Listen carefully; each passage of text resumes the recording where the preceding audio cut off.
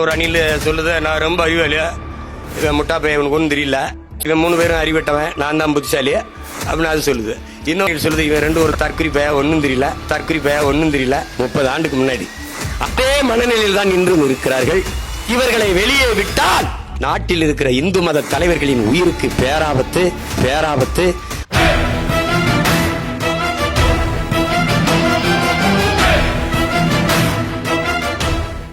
உயர்ந்த சிந்தனை உள்ளவர்களாக என் மக்கள் மாற்றி எல்லா இனங்களையும் போல என் மக்களும் வாழ வேண்டும் என்று உங்கள் பிள்ளைகள் நாங்கள் நினைப்போம்.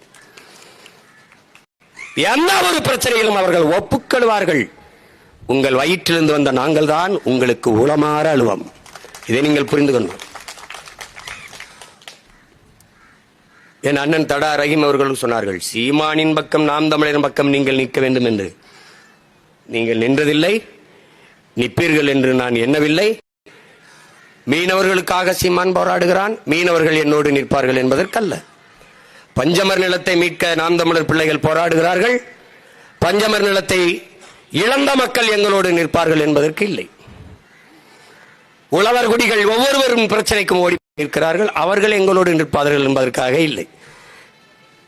என் நெருமை இஸ்லாமிய சொந்த எந்த இன்னல் வந்தாலும் முதலில் போய் நாங்கள் நின்று போராடுவது அவர்கள் எங்களோடு நிற்பார்கள் என்பதற்காக அல்ல, நாங்கள் உங்களோடு நிற்கிறோம் என்பதை காட்டுவதற்கு. காரணம், இந்த மண்ணில் தமிழனாக பிறந்த ஒவ்வொருவனின் பிறவி கடமை, வரலாற்று பெரும் பணி, கால கட்டளை, அதை நாங்கள் செய்கிறோம். நீ எங்கூட நின்னா நில்லு, நிக்கலைன்னா போ, இது என் கடமை, நான் செய்கிறேன். திராவிடர்களைப் போல ஏமாற்ற வேண்டிய அவசியம் எனக்கு இல்லை. என்னைய பெற்ற தாய் தந்தையரை, என் உடன் பிறந்தார்களை ஏமாற்ற வேண்டும்ங்கிற அவசியம் எனக்கு என்ன? அப்படி என்ன எங்களுக்கு ஒரு அரசியல், அப்படி எங்களுக்கு ஒரு வெற்றி, அப்படி என்ன எங்களுக்கு ஒரு பதவி? அது அவசியம் இல்லை.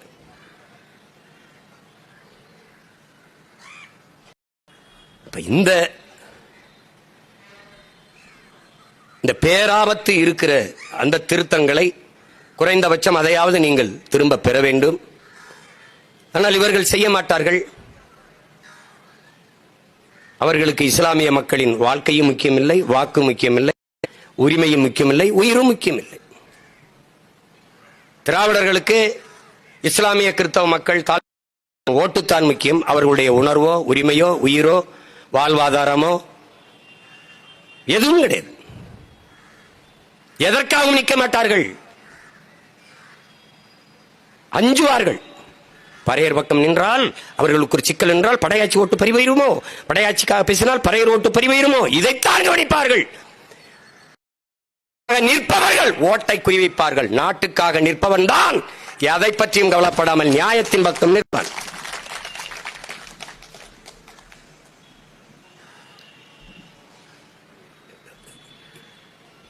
இந்த சட்ட திருத்தத்தில் மற்ற சமயத்துவரை உள்நுழைப்பது என்பது அது பேராபத்தான போக்கு. அதை எதிர்க்காமல் ஏற்க வேண்டும் என்றால் தமிழ்நாடு இருக்கிற ஒவ்வொரு கோயிலுக்கும் எவ்வளவு சொத்து அதை வெளியிடணும். அந்த கோயில்கள் சொத்துகள் அப்படியே யாராலும் ஆக்கிரமிக்கப்படாமல், அத்துமீறி பறிக்கப்படாமல் அப்படியே இருக்கிறதா என்ற உண்மையை வெளியிடணும்.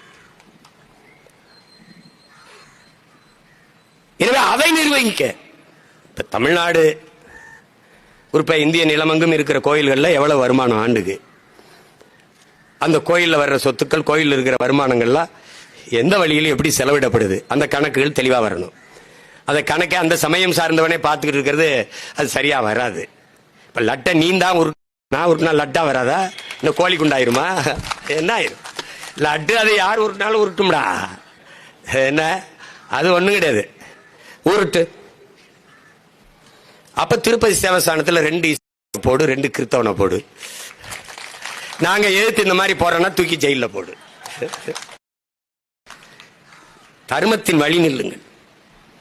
ஒரு சமயத்தை ஏற்றுக்கொண்டார்கள்ங்கிறதுக்காக குடிமக்களை நசுக்குவது, நயவஞ்சகமாக ஒதுக்குவது, அச்சுறுத்துவதெல்லாம் இந்த நாட்டின் ஒருமைப்பாட்டுக்கும் இறையாண்மைக்கும் ஏற்புடையதல்ல. நாளை அண்ணல் அம்பேத்கருடைய பிறந்த தினம். அவர் அறிவுறுத்தியதுதான், தான் வாழ்கிற நாட்டை விட தான் சார்ந்திருக்கிற மதமே என்று எண்ணிக்கொண்டு இவர்கள் செயல்பட தொடங்குவார்களே ஆனால் இந்த நாடு சுக்கு சுக்காக சிதறிப்போவதை யாராலும் தடுக்க முடியாது என்கிறார். மதங்களும் சமயங்களும் வழிபாடுகளும் மாறிக்கொள்ளக்கூடியது. சிலர் சிவனை வழிபடுவார், சிலர் முருகனை வழிபடுவார், சிலர் கண்ணனை வழிபடுவார், சிலர் விநாயகரை பிள்ளையாரை வழிபடுவார். ஒவ்வொருவருக்கும் ஒரு குலதெய்வம் இருக்கு. என்னுடைய குலதெய்வத்தை நீங்க எல்லோரும் கும்பிட வேண்டும் என்று நான் சட்டம் இயற்ற முடியாது. என்னுடைய குலதெய்வம் வீரமாகாளி. இப்ப எங்க அண்ணன் கதிர் ராஜேந்திரன் இருக்கிறார், அவருக்கு வேற குலதெய்வம். ஆனால் என் அண்ணன் உடன் பிறந்த என் தங்கைக்கு என்னுடைய குலதெய்வம் வீரமாகாளி தான் குலதெய்வம். அது குலவழியே பிரிக்கப்படுது. அது ஏன் குலதெய்வத்தை தான் நீங்க எல்லாரும் கும்பிட்டாகணும் அப்படிலாம் குச்சி வச்சு அடிச்சுட்டு இருக்க முடியாது. வழிபாடு என்பது, மொழி என்பது, உடை என்பது, உணவு என்பது வாழ்விடம் தீர்மானிக்கக்கூடிய ஒன்று. அது போய் சொல்லிருக்க கூடாது. கொடைக்கானல்ல போய் அப்படியே வேட்டி சட்டையை கட்டிக்கிட்டு இப்படி சுத்திக்கிட்டு இருக்கணும். எதுக்கு மேல சொட்டெல்லாம் போட்டு அங்க அவன் வாழ்விடம் தான் இதெல்லாம் தீர்மானிக்குது. அதை புரிந்து கொள்ளாமல் இவர்கள் இயங்குகிறார்கள். இந்திய நாட்டினுடைய மக்கள் நம்ம கேட்கிறோம், இந்துக்கள் நிறைந்து வாழ்கிற நாடு என்றால் இந்த நாட்டில் இந்து மக்களினுடைய வழிபாட்டு தலம் அரபு நாடுகளிலே கட்டப்படுகிறது.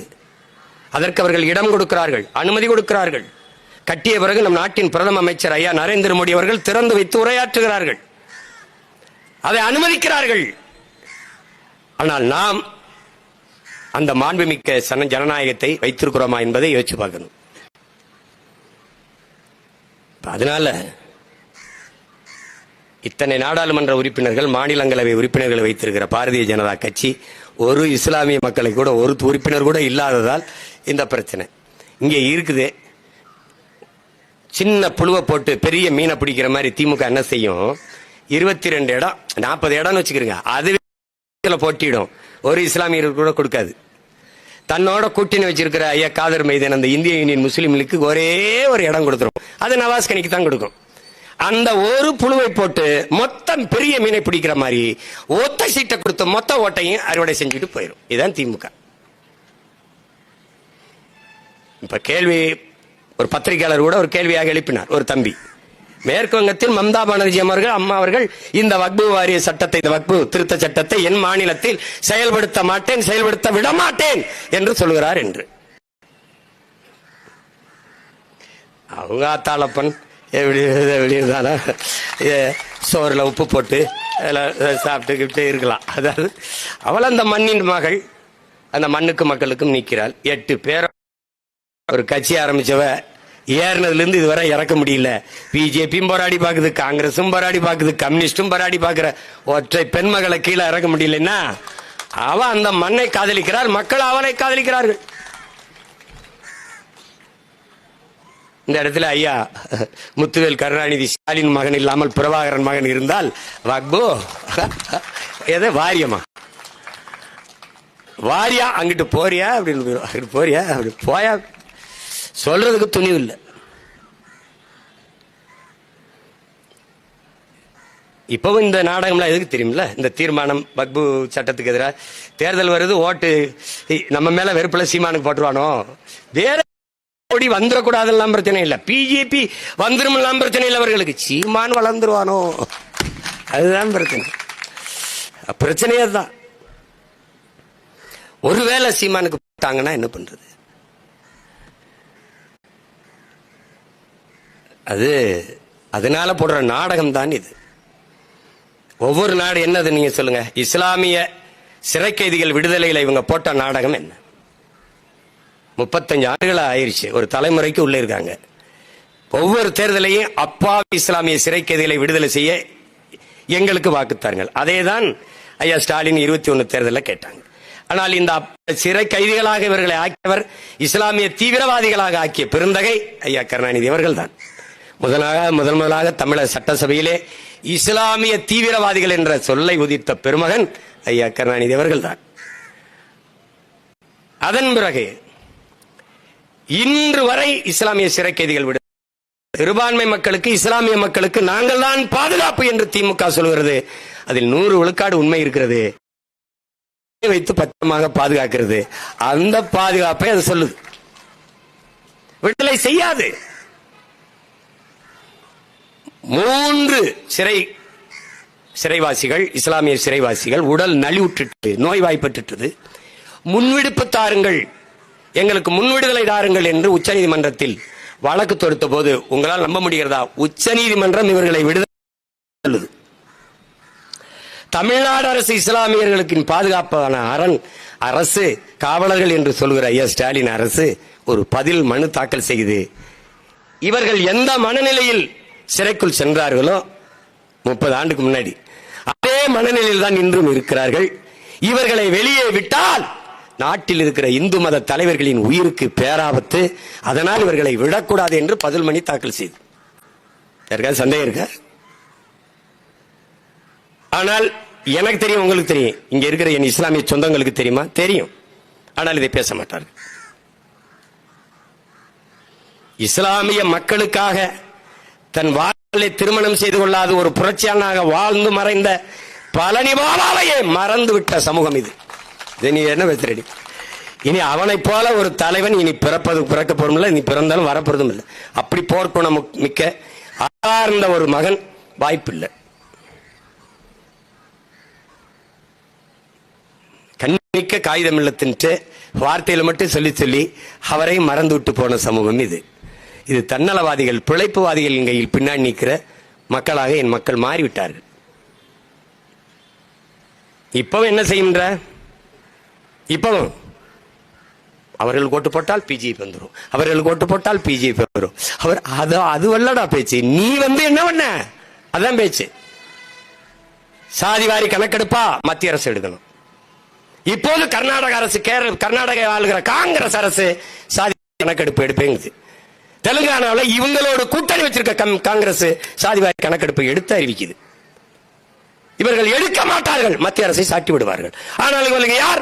மாநில உரிமைக்காக பேசியவர்கள், மாநில தன்னாட்சி பேசியவர்கள். நாங்கள் தான் மாநில உரிமையின் காரணம். இப்போது இஸ்லாமிய சிறை கைதிகள் விடுதலை இல்லை, ஆளுநர் கையெழுத்திட மறுக்கிறார். அவர் மறுப்பார் தான் தெரியுமே. அவர் ஆர்எஸ்எஸ் உறுப்பினர், ஒரு பாரதிய ஜனதாவின் சித்தாந்தத்தை ஏற்றவர், பாரதிய ஜனதா கட்சியின் நியமன உறுப்பினர், ஆளுநர். கையெழுத்திடுவார் இஸ்லாமிய சிறை கைதிகள் விடுதலைக்கு?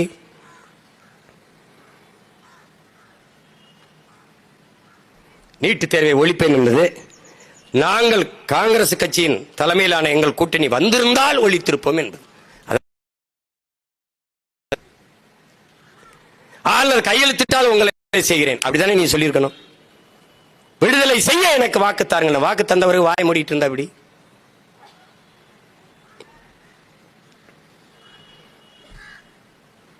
இல்ல. இதுல இருக்கிற பேராபத்தான வரைவுகளை நாம் குறிப்பிட்டு பேசணும்.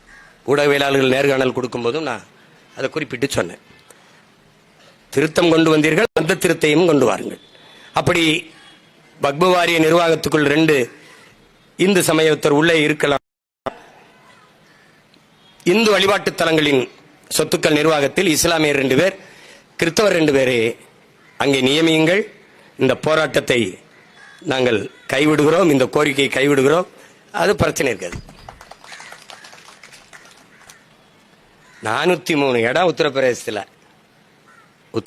403 இடம், ஒரு இடம் இஸ்லாமியனு கொடுக்கல. நீ என் நன்மைக்கு பேசுவாயின்னு நான் நம்பணும்னா எப்படி சொல்லுங்க? அந்த கதை தான். இந்த 2 அணில் அடிச்சுக்கிறது, சண்டை. அது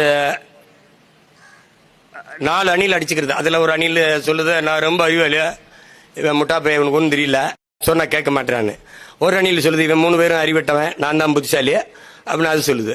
இன்னொரு அணில் சொல்லுது, இவன் 2 ஒரு தற்குறி பையன், ஒன்றும் தெரியல, நான் தான் அதுல ரொம்ப பெரிய புத்திசாலி, நான் தான் உயர்ந்த சொல்லுது. இப்படி ஒன்னு அடிச்சுக்கிறது. நாட்டில் ஒரு குரங்கு நாட்டாம இருக்கப்பல, அவர்கிட்ட இவர் போறாங்க, 4 பேரும் பஞ்சாயத்து போறாங்க. ஐயா, நீங்க தான் எங்க பிரச்சனை தீர்த்து வைக்கணும். அவர் கால் மேல கால் போட்டுக்கிட்டாப்ல, ஏன்னா பஞ்சாயத்து வந்துருச்சுல. என்ன ஐயா, நான் என்ன சொன்னாலும் கேட்க மாட்டேன். ஐயா, இவன் ஒன்றும் தெரியாத பைத்தியக்காரங்களா இருக்காங்க, அறிவில்லாதவனா இருக்காங்க. அப்படி ஒவ்வொருத்தரும் பஞ்சாயத்து சொல்லும்போது, சரி நீங்க அறிவாளிகளா இல்லையா, நீங்க உங்கள யாரு பெரிய ஆளு, இதெல்லாம் நான் சொல்றேன். ஒரு வாரம் நான் சொல்றதை செய்யுங்க, போய் எனக்கு பசிக்குது, சாப்பிடாத எடுத்துட்டு வாங்க. குடுக்குடுன்னு ஓடி போய் பழங்களை பறிச்சு கொண்டாந்து அதை கொண்டாந்து வச்சுட்டு அப்படியே நிற்குது. ஏசமா சாப்பிட்டு தூங்கிட்டாப்ல. மறுபடியும் ஐயா என்ன ஒரு வாரம் இருக்கு, போயிட்டு வா. ஒன்றும் சாப்பிடக்கூட, கால் வலிக்குது, கொஞ்சம் அமுக்கி விடு, தலையை கொஞ்சம் சொரிஞ்சு விடு. எல்லா வேலையும் இந்த அணில் செஞ்சுக்கிட்டே இருக்கு. இந்த குரங்கு படுத்துக்கிட்டு நல்லா ஒரு வாரம் சாப்பிடுது. சாப்பிட்டு இன்னைக்கு ஒரு வாரம் முடியுது, ஐயா சொல்ல போறாருன்னு ஏசமா அங்கே வர்றாரு. அப்படி வந்து அப்படி உட்கார்ந்துருக்காப்ல. இது ரெண்டு இந்த நாலு நம்ம உட்காந்துருக்கோம்ல அதே மாதிரி உட்காந்துருக்கு. அவர் சொல்றாரு, என்ன சமான நீங்க 4 பேருமே பைத்தியக்காரப்பையில, நான் தான் பெரிய ஆளு, உங்க 4 பேரையும் விட எப்படி சொல்றீங்க அப்படின்னு. ஒரு வேலையும் செய்யாம உங்க 4 பேரையும் உழைக்க வச்சு உட்காந்து சாப்பிட்டுக்கிட்டே இருந்தேன்லடா. டேய் நான் நண்டா பெரிய. இப்படித்தான் நம்ம எல்லாம் தீரான் தமிழம் பூரா. இந்த பஞ்சாயத்து பண்ற குரங்கு இருக்கு பாரு, குரங்கு நல்லா உட்கார்ந்த இடத்துல சாப்பிட்டுக்கிட்டே. இனிமேலாவது ஏதாவது விழிப்புணர்வு பெற்று எழுறதுக்கு பாருங்க, புரியுதா? இந்த சட்டத்தை எல்லாம் திரும்ப பெறுவாங்க, திருத்துவாங்கன்னு நம்பிக்கை இல்லை. ஆனால் இந்த அதிகாரம் நம்ம கைக்கு வந்துச்சுன்னா அது செயல்படாது. அவ்வளவுதான் நம்ம செய்ய முடியும். ஆமா, மம்தா சொன்னதை நம்ம சொல்ல முடியுமா? முடியாதா? முடியும். அவ்வளவுதான். அதுக்கு என்ன செய்யணும்? கடுமையா உழைக்கணும், வெல்லணும், தமிழ் தேசிய அரசை மலர செய்யணும். அவ்வளவுதான். அதுக்காக வக்பு வாரியத்தில் ஏமாற்றுது, இஸ்லாம் தேர்தல் வாய்ப்புல ஏமாற்றுது. அவ்வளவு பெரிய இடங்களை வைத்திருந்தது, 60-70 இடங்களுக்கு மேலே வைத்திருந்தார் தாத்தா காகிதம் இல்லத்தவர்கள். இன்னைக்கு ஒரு இடம், அதுவும் தனிச்சு நிக்க முடியாது, உதயசூரியன்லயே நிக்கணும். அந்த நிலைக்கு தேய்த்து தேய்த்து குரலற்ற, அரசியல் வலிமையற்ற அடிமை மக்களாக மாற்றி நிறுத்தியது திராவிட முன்னேற்ற கழகம் என்பதை அறிவார்ந்த தமிழ் சமூக மக்கள் புரிந்து கொண்டு இந்த அரசியலை அணுகணும். என் தம்பி சொன்னான், ராமநாதத்தில் ஒரு இமாம், நான் அவனும் பேசிட்டு இருக்கும்போது சொன்னேன், தம்பி நம்ம உண்மையிலே அல்லாஹ் ஒருவனுக்கு தான் பயப்படணுமா இல்லை இந்த திமுகவுக்கும் பயப்படணுமா? பார்த்தாலும் 5 வேளை தொழுகும் போது நம்ம என்ன துவா பண்றோம், என்ன சொல்லி துவா பண்றோம்? இந்த அநீதி தொடரணும், இந்த அக்கிரமம் தொடரணும், எங்க அடிமை நிலை தொடரணும், அப்படியா வேண்டோம்? கொடுமை. சட்டம் இயற்றிட்டார்கள், நம்மால் ஒன்றும் செய்ய முடியாது என்று பண்ணுவார்கள். ஆனால் இந்த அதிகாரம் நமக்கு கைவரப்பெற்றால்